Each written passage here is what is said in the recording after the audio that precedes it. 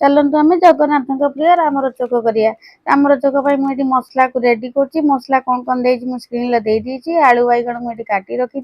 देखो ये मुग डाली भेदा होता जीरा अदा लंका दी बाटी आनली बाटी आनी सारा या भितर मुझे कड़े बसईदेली बैगण को आलू को पकई देकी भाजी लुण हल्दी गोलेदेली कि समय आलू भाजी होगला बैगण मुझे पकईदेवी एपटे देखो मुग डाली भेदेकी बाटिकी रखी थी लुण हल्दी दे गोले दूसरी या भितर मसला को भी बाटी दूसरी मसला बाटला मुझे टमाटो भी ऐड करी टमाटो दूसरी मुझे गोले जो रखी थी चामच सब छाणी दूसरी बरा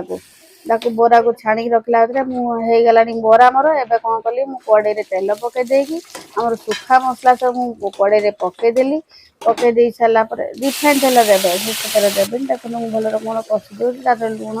आमर काश्मीरी चिली पकईकी कषि दे सारापर आलू बैगण जो भाजिक रखी